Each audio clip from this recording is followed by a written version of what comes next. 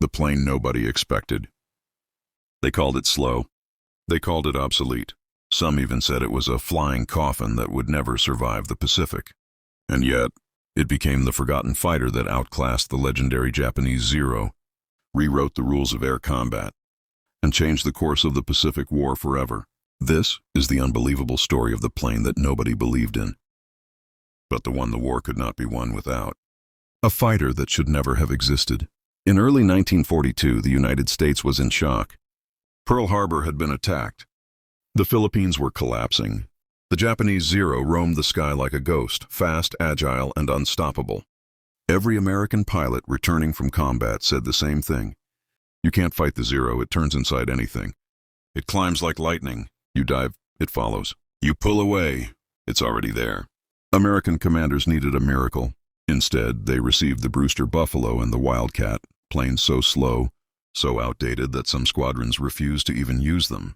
But among these forgotten machines, another aircraft quietly arrived. It didn't look impressive. It wasn't glamorous. It wasn't sleek. It was bulky, rugged, thick-skinned, and painfully slower than every Zero in the Pacific. Yet this ugly duckling would soon become the one fighter the Japanese never saw coming. The legend of the Zero. To understand the miracle, you must understand the monster it was fighting. The Mitsubishi A6M Zero wasn't just good. It was the best carrier-based fighter in the world in 1941. It could outturn almost everything. It climbed at terrifying angles. It cruised farther than any Allied fighter. Its pilots were among the most highly trained warriors in history. It was so dominant that one American pilot famously radioed, "I can't shake him. I don't think I'm flying a fighter. I'm flying a target." Against this, the U.S. Navy sent a plane that seemed hopelessly outclassed. But war has a strange way of turning weaknesses into strengths. Enter the Wildcat, the underdog fighter. This forgotten hero was the Grumman F4F Wildcat, a fighter mocked for being slow, heavy, clumsy in turns, poor at climbing, inferior on paper to the Zero in every possible way. Pilots joked that the Wildcat climbed like an elevator with a broken cable. The Zero could literally fly circles around it. So how did this slow, outdated fighter become the key to beating Japan's deadliest aircraft? The answer lies not in its speed, but in its design, its durability, and the new American tactics that turned the Zero's strengths into fatal weaknesses, tougher than steel. The Zero was a masterpiece of engineering, but it had a deadly flaw. It was fragile. To make it fast and maneuverable, the Japanese used almost no armor, no cockpit protection, no self-sealing fuel tanks, thin aluminum skin that burned like paper. A single bullet in the wrong place could turn a Zero into a fireball. The Wildcat, on the other hand, was built like a tank. Armor plate behind the cockpit, bullet-resistant glass, thick wings, self-sealing fuel tanks, enormous rugged landing gear, and Grumman's famous ironworks durability. Japanese pilots fired hundreds of rounds. The Wildcat kept flying. Zero pilots learned a terrifying truth. We hit them. They do not fall. What the Wildcat lacked in elegance, it made up for in pure stubborn survival, the discovery that changed everything. Early in the war, Wildcat pilots kept dying. Turn with the Zero, you lose. Climb with the Zero, you lose. Something had to change. Then Lieutenant Commander John Jimmy Thach had an idea. One of the simplest ideas in aviation history. One that would break the Zero's dominance forever. He called it the Thach Weave. Two Wildcats flying side by side. One becomes the bait, the other the shooter.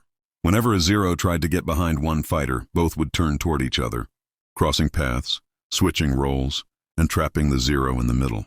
It was a deadly dance, a moving ambush, and it worked. For the first time, Zero pilots found themselves being hunted instead of hunting. Thach tested the maneuver in training. It worked even when his pilots pretended to be Zeros. Then came its first real test, the Battle of Midway. Midway, the day the underdog fought back. On June 4, 1942, a group of Wildcats escorting torpedo bombers encountered a swarm of Zeros. The sky turned into chaos. Zeros attacked from above, diving down with blistering speed. Wildcats rolled. Zeros followed. Wildcats turned. Zeros closed the distance instantly. Then the American leader gave the call. Weave! Weave! The Wildcats crossed paths. Zeros overshot. Suddenly the hunters became the hunted. Explosions rippled across the sky. Japanese pilots were stunned. This slow, heavy American plane, the one they considered inferior, was suddenly matching them blow for blow. Some Zeros burst into flames.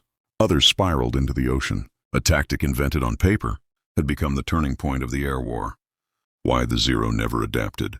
After Midway, Japanese commanders demanded a solution, but there was none. The Zero was designed for one thing: winning dogfights through speed and agility. But now, the Wildcat refused to dogfight. The Wildcat refused to turn. The Wildcat refused to play by Japanese rules. Instead, it dived. It weaved. It used gravity instead of agility. The Wildcat's rugged design allowed it to dive faster than a Zero could follow. The Japanese could not redesign the Zero in time. They had no armor to add, no protection to strengthen, no new tactics that could keep up. The Zero's era of dominance was ending. Guadalcanal, the forgotten battlefield. In 1942, the battleground shifted to a small island the world had barely heard of. Guadalcanal. Here, the forgotten Wildcat became a lifesaver. Every day, waves of Zeros attacked the newly captured American airfield. Every day, Wildcats scrambled to intercept. The island became a brutal testing ground. Muddy runways, night attacks, ammunition shortages, exhausted pilots, engines overheating, dogfights just meters above the jungle canopy. But the Wildcats endured. They didn't need perfection. They just needed to survive long enough to protect the Marines on the ground. And survive they did. One pilot later said, "The Wildcat wasn't pretty, but it brought us home." The numbers don't lie. By late 1942, something astonishing emerged. Despite fighting a supposedly superior aircraft, Wildcat pilots achieved nearly a 1.1 kill ratio against the Zero. That meant, for every Wildcat shot down, a Zero went with it. Against all odds, the underdog fighter was holding the line. Buying time, saving lives, giving America the breathing room it needed to produce the next generation of fighters. The F4F Hellcat, the F4U Corsair, and the P-38 Lightning. But those legends would come later.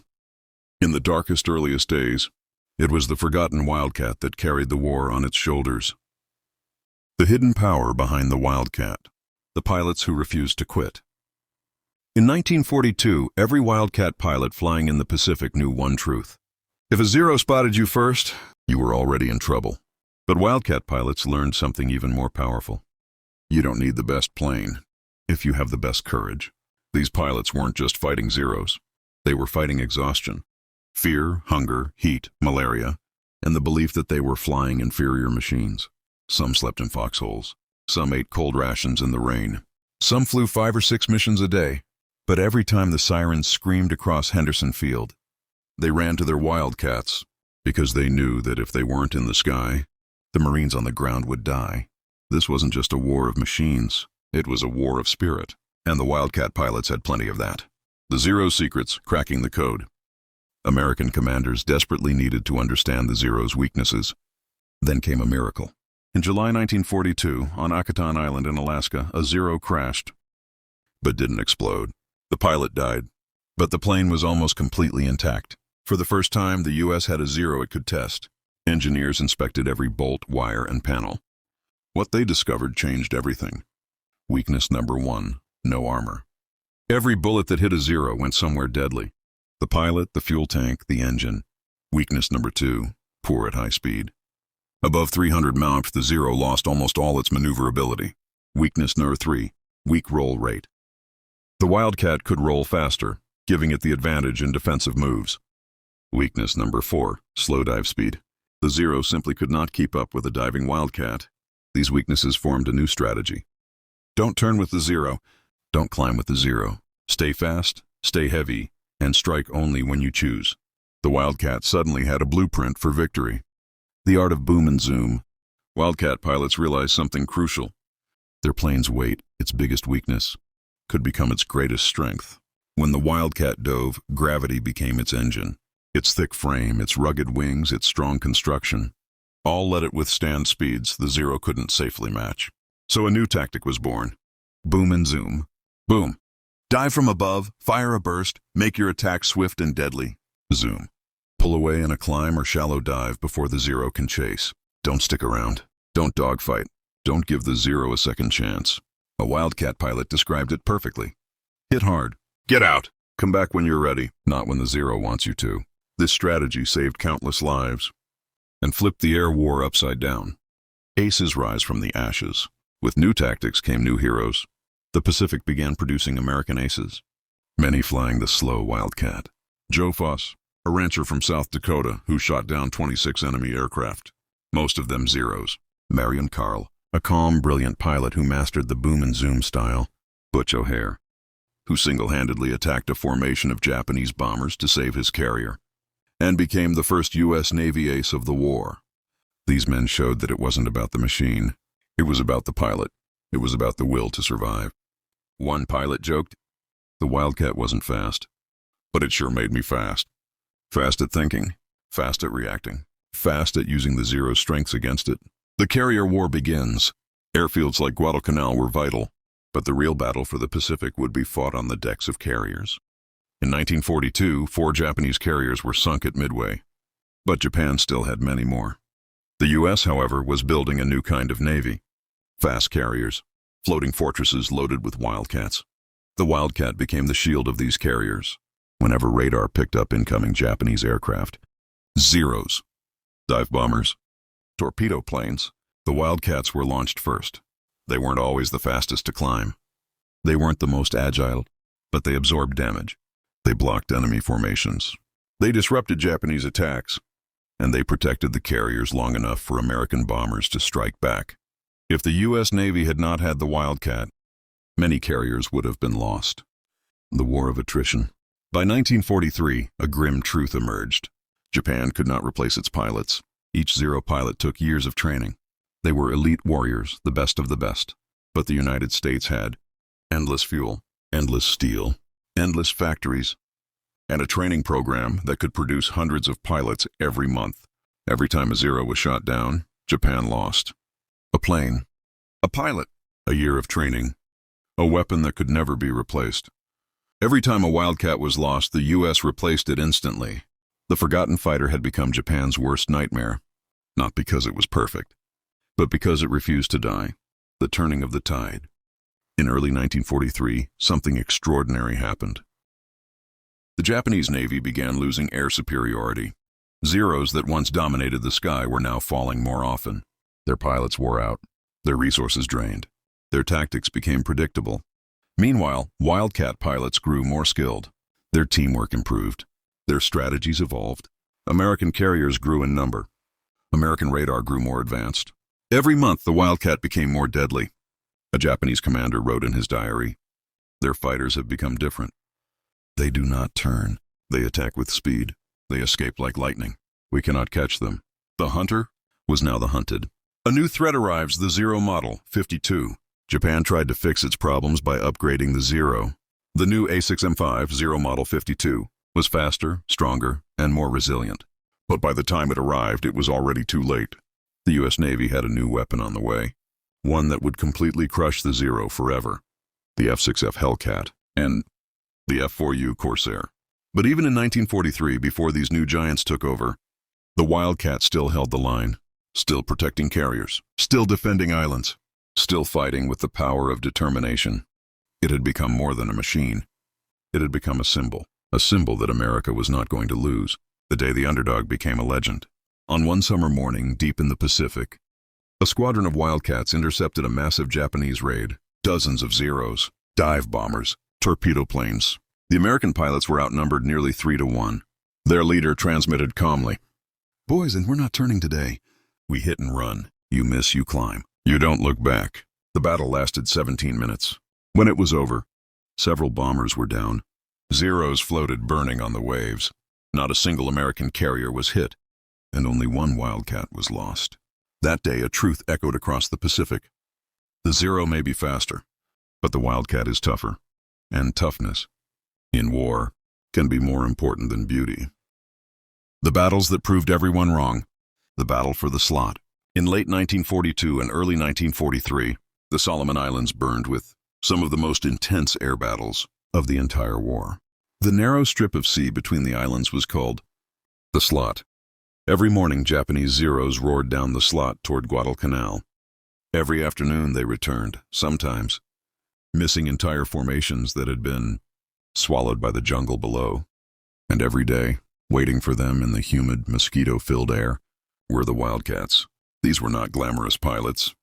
They were exhausted, sweaty, hungry, and often flying aircraft patched together with spare metal, tape, and hope. But they fought anyway, because every Japanese aircraft shot down meant fewer bombs falling on the Marines trying to survive on the island. In the slot, the Wildcat wasn't just a fighter. It was a guardian, a shield, a reason American soldiers lived to see another sunrise. The defense of Henderson Field. Henderson Field was the beating heart of the Guadalcanal campaign. Control the airfield, control the island, cut off Japan from its supplies. Japan threw everything at Henderson. Night bombardments, kamikaze-style dive attacks, waves of Zeros, bombers packed tight with explosives, artillery from the sea, snipers hiding in the jungle. But the Wildcats refused to break. Pilots slept in trenches because Japanese bombers attacked almost every night. Sometimes they got only 2 hours of sleep before sunrise missions. One Marine mechanic said, "We didn't fix aircraft. We resurrected them." Even with engines failing, wings patched with tin, and bullets still lodged in their fuselage, Wildcats took off again and again. The Zero could win dogfights, but the Wildcat won the war of endurance. The Zero's fear of the roll. By 1943, Wildcat pilots discovered a secret move that Zero pilots feared more than anything: the Wildcat barrel roll. When a Zero approached from behind, trying to line up a kill shot, the Wildcat would suddenly roll left or right, instantly. The Zero tried to follow.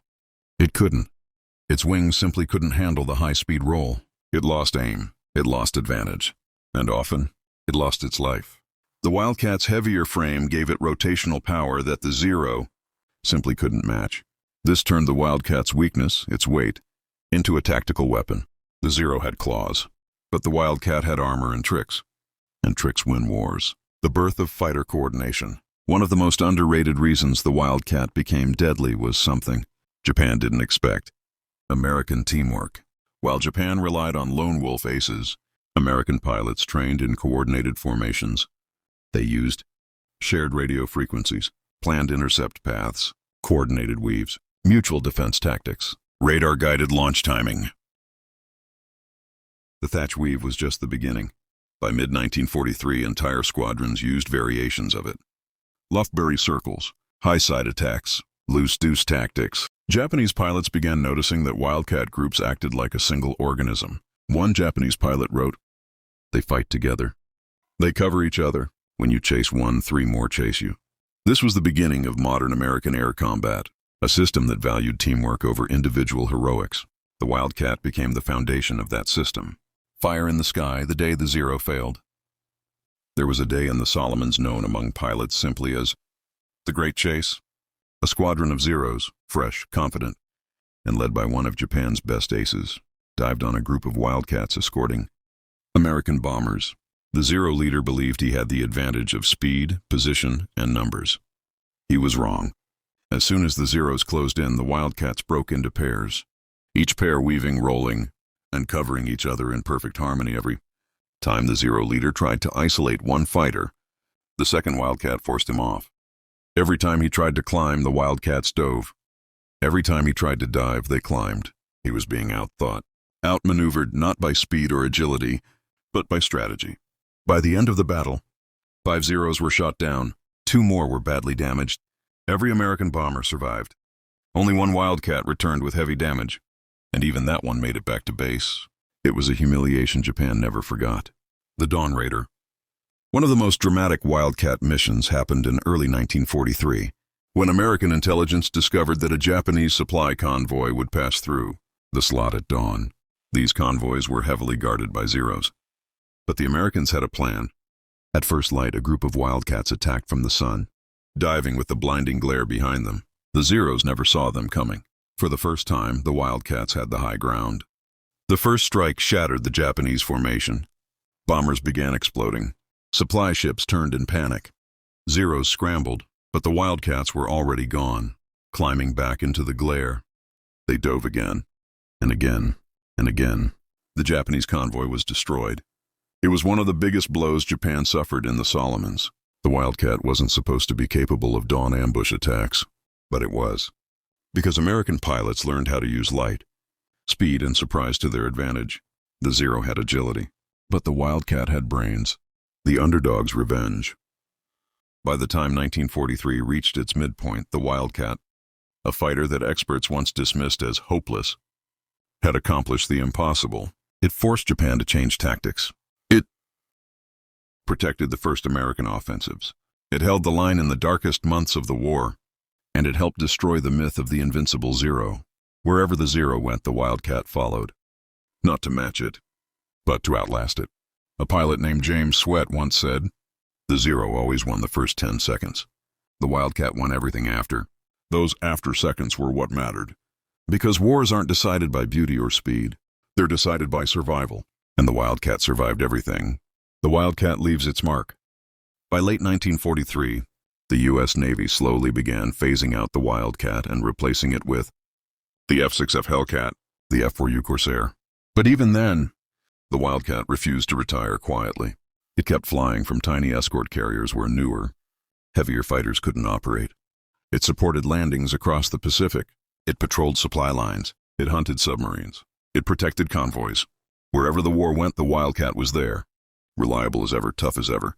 Even when newer fighters arrived, many pilots quietly admitted there was something about the Wildcat. It always brought you home. And sometimes, that's the most important thing a fighter can do. In the end, history remembers the fast, the powerful, the glamorous. But victory often belongs to the forgotten. The Wildcat was never meant to win. It wasn't the fastest. It wasn't the most beautiful. It wasn't even the most advanced. But it endured. It protected the carriers, the convoys, the islands, and the men who fought on them. It held the skies when the world was at its darkest. And it proved one timeless truth. You don't need the best machine to win a war. You need the strongest heart. This was the slow fighter that beat the unbeatable Zero. This was the underdog that changed the Pacific. This was the forgotten hero of World War II. Thank you for watching. Like, comment, and subscribe for more untold stories of history's hidden heroes.